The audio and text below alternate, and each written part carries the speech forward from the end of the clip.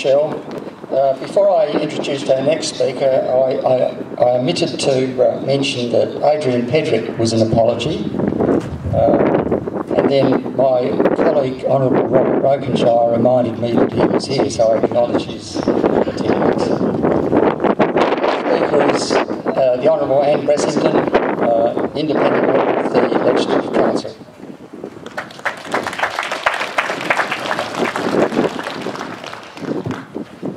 I'm too short for this. Well, first of all, welcome to all of you, and good on you for coming out here and having your voice heard on this most important issue of our natural resources, our farming and food producing situation, and as Michelle said, marine parks and anything else that has to do with our food bowl and food production. I also want to pay tribute to Flag SA for organising this event and also the meeting at Strathalbyn, and to Peter Manuel specifically because he's the one I've had the most to do with. Peter is a dynamo, and I can tell you all that it is refreshing to have someone lobby me as a Member of Parliament with a real live issue that affects the entire state and perhaps the entire country.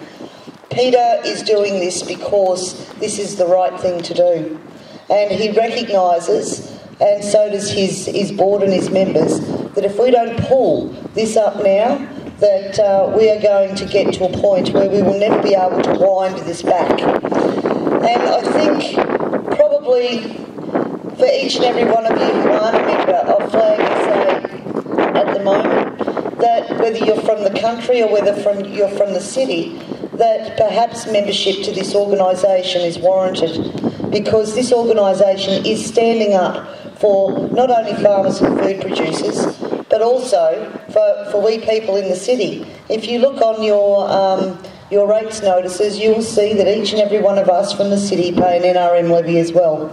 And these people, given the time and given the authority, which I don't doubt will happen under a Labor government, will be able to come into our homes at any time and do environment and energy inspections. This is already happening in the United States, people.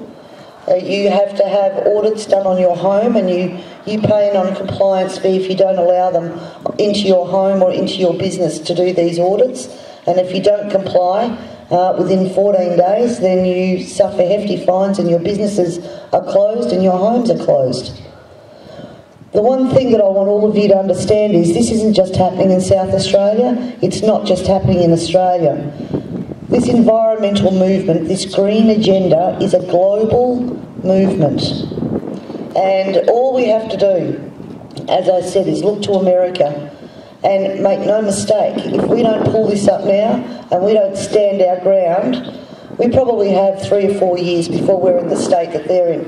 And I was reading an article the other evening where in America now, the number of people on the land in America is down to 16% of what it was a decade ago.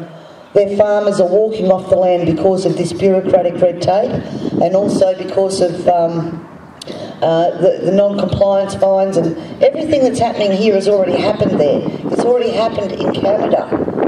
And I urge all of you to don't just listen to mainstream media and your politicians to get your information.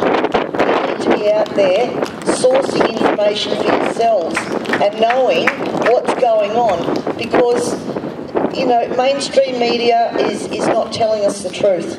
It's not telling us what's going on. So my information, my advice to all of you, number one, is to join up Flag as soon as possible and give them the people power that they need to be able to carry this forward. The second thing is there are five YouTube documentaries that I believe every Australian should watch and understand. And they're only low budget docos, but they're made by people like yourselves who are in these situations that they've got no other way of getting word out there. And the first one is The World According to Monsanto. Watch it and understand it. We're talking now about lifting the ban on GM foods in South Australia. Know what that means. The second one is What an A very important video for all of us to watch about our air and our water. The next one is Food Inc. And the other one is, of course, Gasland. You know, if all of this stuff that we're doing about natural resources had anything to do with preserving the environment at all, would we be allowing coal seam gas mining in this country, where it takes the environment 1,000 years to recover? No, we would not. These NRM initiatives, native vegetation initiatives, are a little bit like our carbon tax. Got nothing to do with the environment, but a lot to do with revenue raising and building bureaucracies. Ladies and gentlemen, I urge all of you to stand up and be heard. Write to your politicians, email your politicians, ring your politicians, be a pain in the bum.